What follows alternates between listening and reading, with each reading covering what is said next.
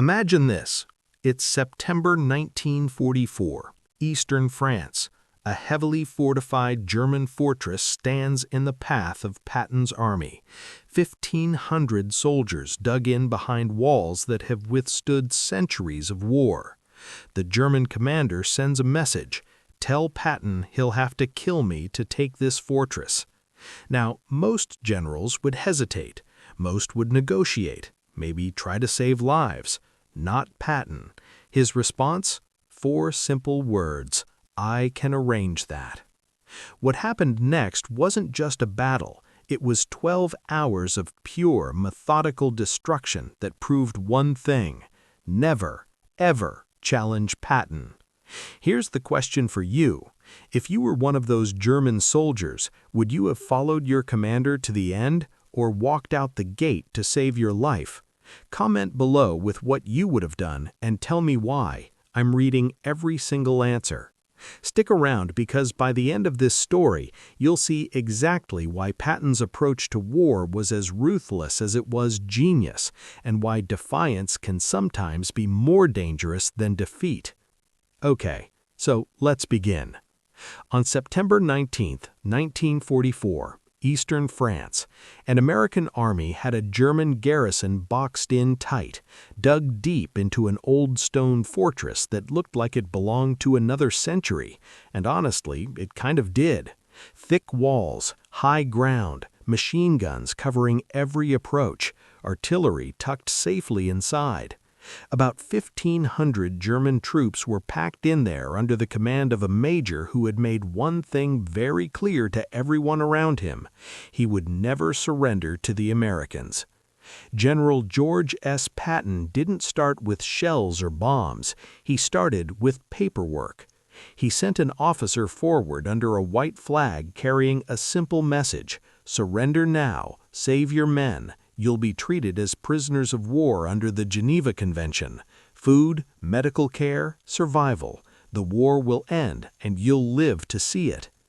The German major didn't hesitate. His reply was loud, dramatic, and loaded with pride. Tell General Patton that if he wants this fortress, he'll have to kill me to get it. It was the kind of line meant for history books, the kind officers imagine saying when they think about honor and defiance, something that's supposed to inspire the men behind you and intimidate the enemy in front of you. Patton's response was 4 words: I can arrange that. What followed wasn't a classic siege. It wasn't weeks of slow pressure or careful negotiation. It was a short, brutal lesson in what happens when you challenge Patton to do exactly what he was planning to do anyway. The entire thing would be over in less than 12 hours. The German position wasn't a flimsy trench line. This was a real fortress, one of many scattered across France, built centuries earlier for exactly this purpose. Thick walls, limited access points, interlocking fields of fire, underground chambers reinforced to survive artillery, even a well inside, meaning water wasn't an immediate problem. The major commanding the garrison roughly had 1,500 troops, a mix of worn-down infantry, artillery crews, and officers from units that had fallen back as the Americans advanced. On paper, it was a nightmare target. A frontal assault would be bloody. A traditional siege could drag on for weeks. The logical move would have been to bypass it, leave a containment force and keep pushing forward. But this fortress sat on a critical road junction. Leave it alone, and American supply convoys would have to detour for miles. That meant delays, fuel waste, and vulnerability. The fortress wasn't just symbolic, it was a problem that had to be removed. Patton's approach was always the same: offer surrender first. Not out of softness. Patton wasn't sentimental. It was about efficiency. A surrendered enemy costs no American lives and no time. A fight costs both. His terms were straightforward: surrender, go to a POW camp, survive the war. Refuse, and you'll face a fight you can't win. The major didn't just refuse, he took it personally. He talked about honor, duty, his oath. And then he issued a direct challenge to Patton himself. "If you want this fortress, you'll have to kill me." Some commanders would have tried to talk him down, maybe reframed surrender as practical, not dishonorable, maybe sweetened the deal. Patton didn't see a negotiation. He saw a request. The major had made his terms clear. He wanted to die defending the fortress. Patton was willing to grant that wish, quickly, thoroughly, and with overwhelming force. When the messenger returned with the major's words, Patton's staff expected irritation, maybe anger, maybe an order to bypass the fortress and deal with it later. Instead, Patton was calm, almost casual. According to officers who were there, he listened, nodded, and said something chillingly simple. "The major says we have to kill him. Let's not disappoint him." Then he started issuing orders. Not emotional, not dramatic, precise, clinical, designed to do exactly what the German major had dared him to do, without wasting time. First, total encirclement, not just blocking roads, a complete seal. No movement in or out, cut off supplies, cut off reinforcement. If the water supply could be disrupted, do it. The fortress might be strong, but the men inside still depended on logistics. They were about to get none. Second, every heavy artillery piece within range was brought forward and registered on the fortress. This wasn't going to be random shelling. This was deliberate targeting. Stone walls don't stop 155mm shells. Underground chambers don't survive direct hits. Third, Patton ordered air support, not wide-area bombing, tank-busting aircraft with precision munitions, specific targets, the command post, artillery positions, ammunition storage. And then came the psychological part. Patton ordered loudspeakers brought up to the perimeter. The Germans inside wouldn't be threatened, they'd be informed. At this hour, artillery begins. At this hour, airstrikes follow. At this hour, ground assault. A schedule. He wanted them to know exactly what was coming and when. He wanted the men inside to spend hours thinking about whether their commander's heroic stand was worth dying for. Patton also made his intent clear to his own officers. This wasn't going to be slow. This wasn't about minimizing German casualties. The enemy had been offered surrender. They refused. This would be overwhelming, fast, coordinated, over in hours, not days. The message to the troops was blunt. What happened next was the Germans' choice, not theirs. The assault didn't begin immediately. Patton waited until dawn, not for tradition, but for pressure. The Germans spent the entire night listening to the loudspeakers, knowing the clock was ticking. Hours for fear to creep in, hours for doubts to grow, hours for soldiers to silently question the man who had just signed their death warrant. At first light, the artillery opened up, right on schedule.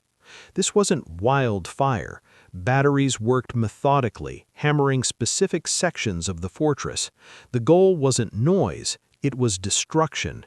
Shell after shell slammed into the same points, cracking stone, opening breaches, exposing the interior. The fortress walls were thick, but even centuries-old stone has limits. German artillery tried to respond. Every time they fired, American counter-battery fire answered within minutes. German crews quickly learned that shooting back meant dying. Silence became their only defense. After 2 hours of artillery, the airstrikes began. P-47 Thunderbolts came in low, carrying 500-pound bombs. Not carpet bombing, precision strikes.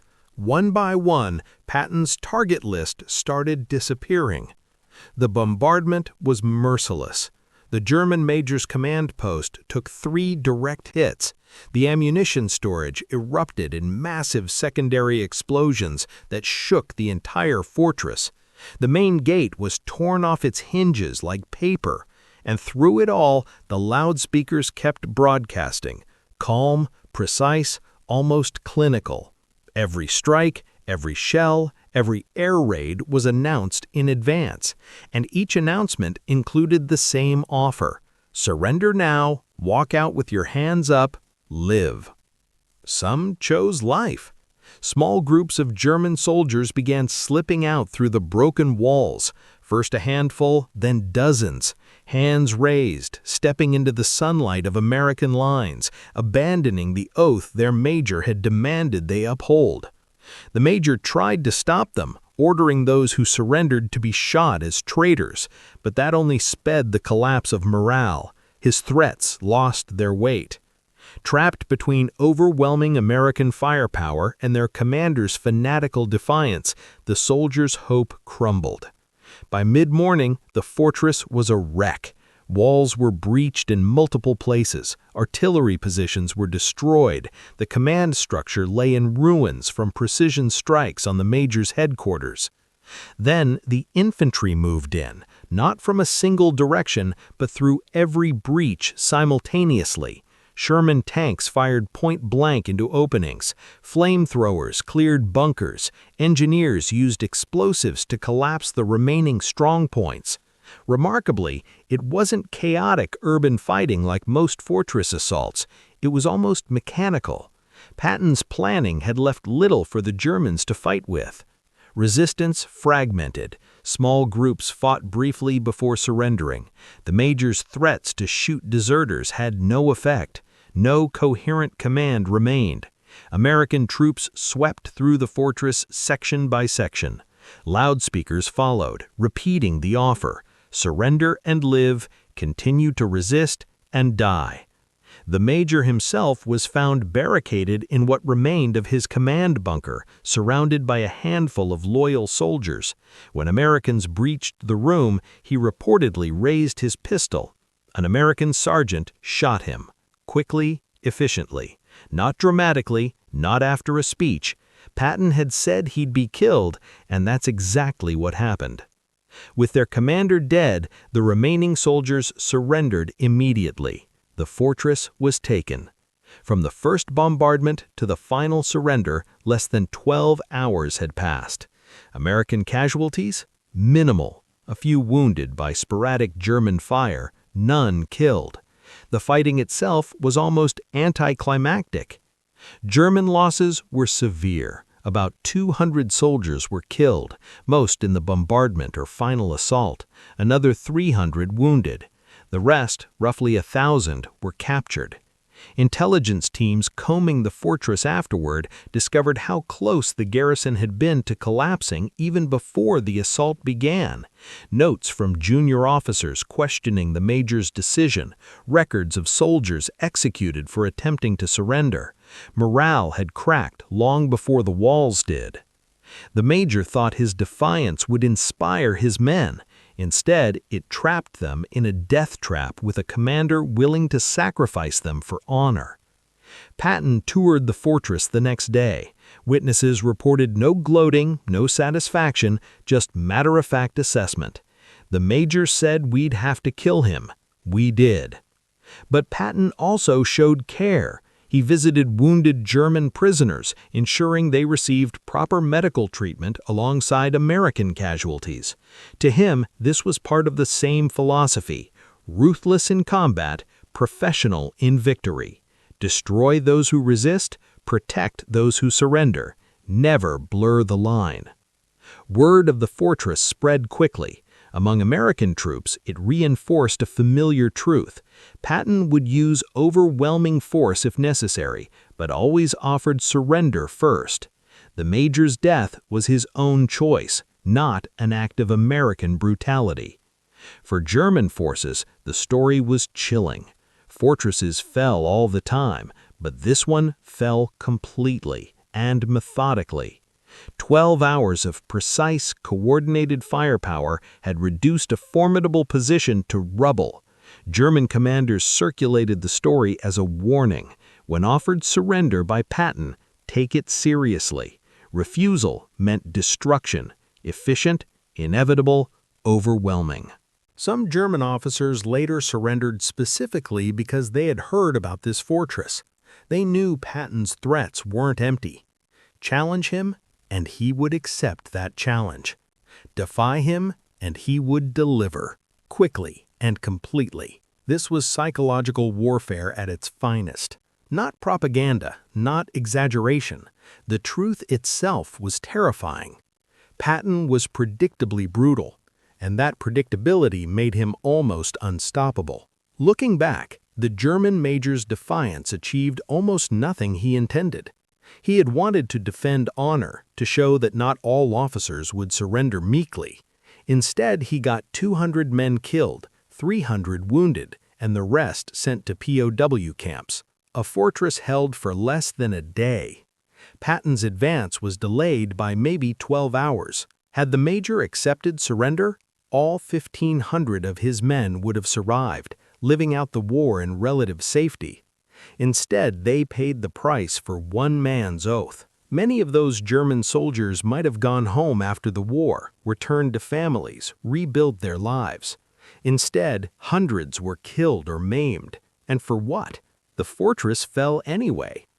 By nightfall, the road junction was in American hands. Patton's advance continued almost without delay. This is the brutal arithmetic of war, something idealistic commanders sometimes forget. Heroic last stands make good stories, but they rarely change outcomes when facing overwhelming force. They just add casualties. The major had believed his defiance mattered, that his willingness to die would inspire his men and maybe give the Americans pause. Patton didn't pause. He just applied more force. There's a leadership lesson here that goes far beyond the battlefield. When you make dramatic statements, "You'll have to kill me over my dead body," or "I will never surrender," you should be ready for someone to take you literally. Some people will. Patton was one of them. He didn't see defiant challenges as openings for negotiation. He saw them as statements of preference. You want to fight to the death? Fine, that can be arranged. The German major learned this too late. His men learned it at the cost of their lives or freedom. Other German officers learned it quickly and surrendered when given the chance. By the end of September 1944, the fortress had fallen. The German major died there just as he promised. His name is largely forgotten. The exact location of the fortress is barely remembered. What matters is the lesson. With Patton, dramatic defiance didn't prolong a battle, it only changed the intensity of what came next. Other commanders might have felt insulted by "you'll have to kill me" and tried to prove they weren't monsters, offering better terms, minimizing casualties, negotiating harder. Patton didn't. He simply took it as a statement of preference and acted on it. Cold, precise, almost logical. The major had demanded death to surrender. Patton gave it efficiently, professionally, exactly as requested. For modern viewers, it raises uncomfortable questions. Should Patton have tried harder to persuade the major? Should he have hesitated before killing a soldier effectively committing suicide in uniform? Or was he right to take people at their word, not waste time on those who'd already made their choice? There's something almost respectful in granting someone their stated wish, even if that wish is death. What's undeniable is the outcome. The major said, "You'll have to kill me." Patton did, and every other German officer who heard the story learned a lesson. With Patton, defiance wasn't a threat, it was permission. Challenge him, and he would meet that challenge completely, efficiently, without compromise. Do you think Patton should have tried harder to avoid killing the major? Or was the major ultimately responsible for his own fate? Drop your thoughts in the comments. If you want more stories about leadership, responsibility, and the consequences of dramatic statements, subscribe now. See you next time.